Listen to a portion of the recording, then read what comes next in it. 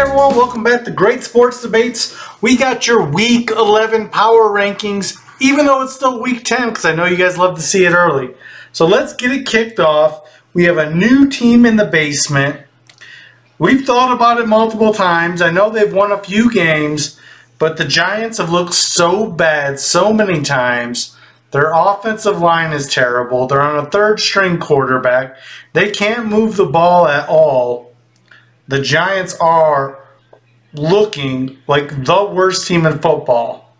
But there's a couple of other teams in contention with them. At 31, we got the Carolina Panthers. They're not moving up because they're any good. They lost to the Bears in a bad game. And that, they're sitting with the worst record in the league right now. But I think the Giants are so inept we had to slide them actually behind the Carolina Panthers. At 30, it's New England. They didn't get blown out this week, but they did lose again. They lost to Indy. That was on our Week 10 picks. It's one of our top bets. We had Indy minus 1 point there, and they were, they didn't play great, but they were able to pull it off. And New England just is so hard for them to score. Not a good team. At 29, it's the Arizona Cardinals, and I could see them moving up from here with Kyler Murray back on the field. We don't want to jump them too far too soon, but I could definitely see them sliding ahead of a couple of the teams coming up. At 28, we got the Tennessee Titans. There's just nothing exciting about this team. They're just not really good at anything. Maybe well coached, I don't know. But they continue to lose to everyone and anyone. And they've been competitive most weeks. So 28 might seem a little bit low. But they're in this range. At 27, we got the Atlanta Falcons. They fall again, this time to Arizona. They got a tough spot at quarterback that they really just need to figure it out. And it's so bad it makes their team just too one-dimensional that they can't stay in some of these games. At 26, we got the Bears. They got to win, but they got to win against a bad Carolina team. And honestly, both teams just look really bad. So we keep we keep Chicago at 26. Not much better at 25. We got the Green Bay Packers. They gave the Steelers everything they wanted, but I mean, the Steelers don't really blow anybody out. They're kind of like the Vikings last year. They win a lot of close games. They have a really good defense. They're a well-coached, smart team. But, in their losses, they got destroyed. And I think, for the Steelers anyhow, they're not going to beat any of the top-level teams too often, although they did beat the Ravens. 24, we got the New York Football Jets. And it would be nice if I did this after they played their Sunday night game. We plussed up the point spread and took the Raiders with some extra points just because we figured it'd be low scoring. I would definitely, even though the Raiders were the underdogs, lean Raiders. And it's just because the Jets' offense is really bad. I mean, they have some good players, but, with their offensive line and Zach Wilson leading the helm, they can have some good games, but I don't think it's going to happen very often. I guess the scary part would be the Raiders scoring on the Jets' defense. So, again, I'm thinking low-scoring game, and I'm thinking the Jets might get the worst of it this week. At 23, in the same range like we said, we got the Raiders. They played really good last week. I'm not going to buy too much into it. I mean, you got to factor in who they're playing and how the game went. They're best when they hand the ball off, but I don't know how well that's going to work against the Jets. So that'll be interesting to watch. I think they're going to be limited at quarterback the same way the Jets are, and of course their defense isn't as good as the Jets. But I got these guys kind of at similar ratings here. At 22 is the Broncos. We do expect them to lose this week, but they've been playing better of late, and I think they have more talent than most of the teams below them here.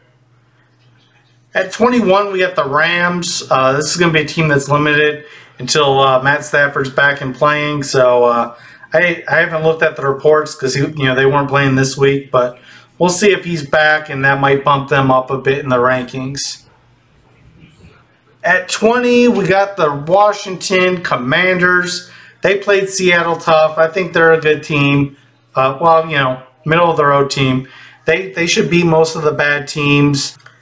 At 19, we got the Tampa Bay Buccaneers. They got a good win over a Tennessee team this week. That's not that great. They play good enough defense most of the time. Baker's not a great quarterback, but he's smart and he's effective, and he can get the job done better than most of these teams with bad quarterbacks. And, of course, he's got a great connection with Mike Evans as well. At 18, we got the Saints. I like the defense. Carr and Kamara haven't been as good offensively as I was expecting. I wasn't expecting a whole lot, honestly, but I did figure they would be better. I don't know how serious Carr's injury was, so that might affect where they rank next week. But Winston came in and gave Minnesota a run for it. But like I was saying all year long, early in the year I was saying Minnesota. You all said I had Minnesota ranked too high, and now you're killing me that Minnesota's ranked too low. At 17, we got the Colts. I feel like this is a bit high, but they got a strong offensive line. They can hand Jonathan Taylor the ball.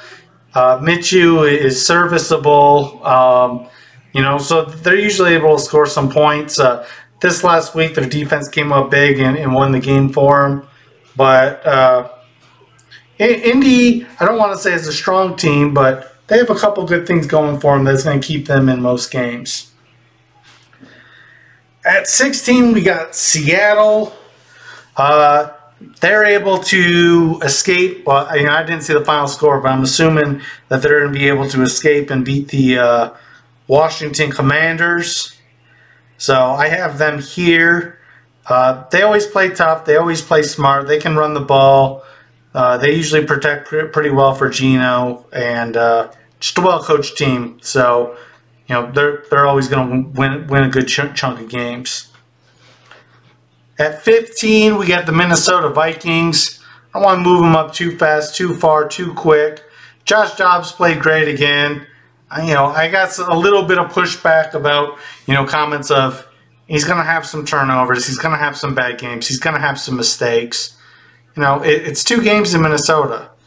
Just look at his history in Arizona.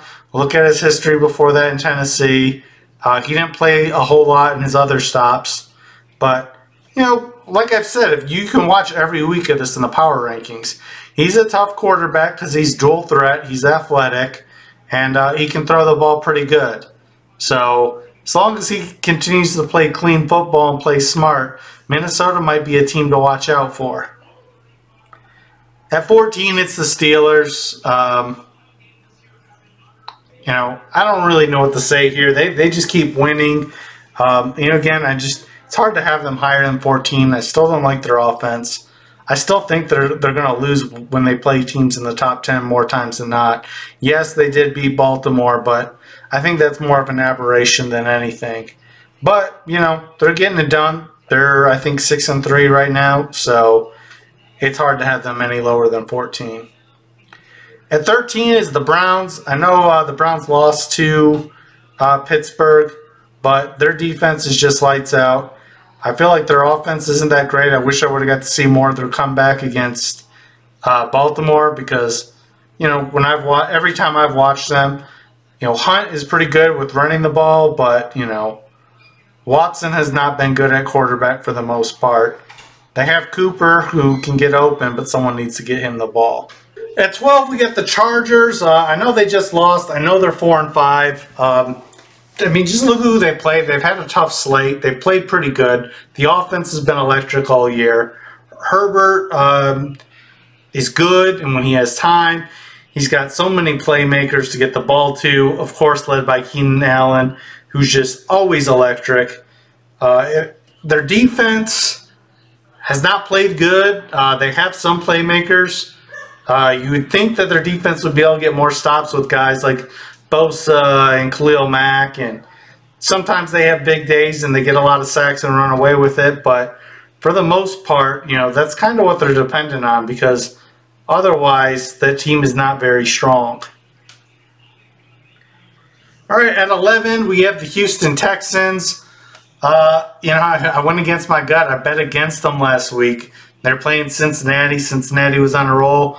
But, Houston got them. I should have kind of stuck with betting on Houston, because they've been good to me this year. And they would have been good to me again if I would have been there. C.J. Stroud looks like the real deal. They can run the ball. And they got some playmakers on defense. And they're young. So I really like the Texans team. All right, in the top 10, I feel like this whole group of teams is a better tier. I wish I would have got to see a number 10 Buffalo play before I put them in there. If they lose again this week, they're just going to do a massive drop. I mean, I think they're 5-4 right now. I still have them in 10 though, man. I just feel like this is one of the most talented rosters in football, and Josh Allen just has to not shoot himself in the foot. The defense is definitely not as good as in years past, and the offense hasn't necessarily played as well as they played in the past, but they got a lot of the key guys still. At 9, we'll get Jacksonville. I got some heat for having them at 9 last week. I don't move them down from the blowout because, we were expecting San Francisco to win. Maybe not necessarily in that fashion, but, I mean, if you still look at their body of work over the year, they have one of the best records in the AFC. They played a tough slate of games. They beat some good teams, and they played some other good teams really well. Like I said before, I feel like Jacksonville's kind of one of those in-between gatekeeper teams between the tier 2 and the top tier team, and San Francisco reminded everyone that despite Brock Purdy not always being consistent or throwing all the best balls all the time, he's got one hell of a roster around him. At 8 is the Cincinnati Bengals. They should probably be lower than this. The record's not that great. They did just lose again. I'm just trusting in the roster and what I think this team can be and should be. And, at some point they're probably going to drop down. But for now, the combination of not really having teams that I feel like I can put above them and no one really separating from their pack, I'm going to leave them at 8. But they're definitely on notice. Moving up at 1 spot to 7 is the Detroit Lions. They won the game, but they did not play as good as I thought they might. Funny enough, we did pick them to win by 3, and they won by 3. I just didn't like the way that game played out for them. Their defense really got raked in the second half, and I figured they'd win by 3, worst case scenario, and that's where they ended up. So can't punish them too much for a win, but it was another spot where the defense looked bad. Cam Sutton gave up a lot of pass interference plays. Jerry Jacobs is not my favorite to begin with, so they still need help on the defensive backfield part, and I think teams take advantage of their matchups when they have their linebackers covering players, because they usually don't give them safety help, which puts them in a really tough position. All right, now we're looking at the top teams. I got at 6 Miami Dolphins. We slid them down a couple of spots, even though they're on the bye, just because of how good the other teams are ahead of them. And the fact that, when we look at things honestly, Miami has looked super electric, but they haven't beat any of the top teams that they played yet. So, while they could be ranked higher, 6 is where I'm going to have them for now. At 5 is Baltimore. I don't really know how they lost this game. I watched good chunks of it in the first half, and I just kind of stopped watching because they were killing Cleveland, kind of how I expected the game to go. And I figured once they got a big enough lead, Cleveland's offense wasn't going to be able to do anything. So I definitely need to go back and see some of the highlights in the second half, how Cleveland came back and won that game. But, you know, the bits and pieces where I've seen Baltimore this year, they've really looked like one of the most dominant teams. Now, I don't know if they have the roster, all the players that I would count on the same way as some of the other teams I have ranked above them. And you know, it was another game when they played Pittsburgh, they were killing them in the first half, but it wasn't a big score difference, and they lost that game. So, not sure what's really happening in the second half in a couple of these games, but Baltimore's been nasty, and they've really beat down a lot of teams this year. Tough to have them any lower than 5. At 4, we got the Dallas Cowboys. They killed the G-Men again. We talked about it early on when the spread was -16. I was like, hey, I think I'm going to avoid this one, but I definitely lean more towards Dallas in the -16 based on the matchup, based up on when they played week 1. And they killed the Giants again. I didn't pull the trigger. I was waiting to see if it got in that 2-touchdown range, and it never did. In fact, the line increased. So good on you for everyone that bet Dallas there. It's a good matchup and a good opportunity. All right, number 3, we got the San Francisco 49ers. Kind of showing everyone who they are. They beat down a good Jacksonville team. And this was one of the picks I got the most feedback on. I said, hey, San Francisco -2.5 was one of my absolute favorite plays this week. And I think it ballooned up to 3 at some point. But San Francisco is just a different level team. And sometimes people read too much into the fact that they lost 3 in a row and Jacksonville was running hot. But, you know, even most notably, Pete Prisco from CBS had mentioned something. He had Jacksonville at number 3 in his power ranking. So, you know, I said, hey, let's put some money on it. There was no response, as you would figure. But San Francisco is a team that can match up and beat anybody. I really like this team. All right, getting into the top 2. At number 2, we got the Kansas City Chiefs. They move up 1 spot. I said at the beginning of the year, this is the best roster in football. They got the best player in football. They still have not looked like the team that we expect them to be. We know they're deficient at wide receiver. But they got a good defense. They got Patrick Mahomes. They're favored in all their games this year, and they are so for a reason. It's a really good football team. And remaining at number 1, the team with the best record, the team that's stacked on offensive and defensive line, the team that has A.J. Brown, and we all know he's great, but I think I slept on how good he really is. This is just a tough team all the way around. Despite the pieces that they lost in the back end of their defense, they're just a really, really good football team. And I think it's going to take a lot to convince me that we should, to slide somebody in front of them. So that's our power rankings for the week. Let me know what you think. And as always, hit me in the comment sections with who's too high, who's too low, and don't forget why. Like, subscribe, and thanks for watching.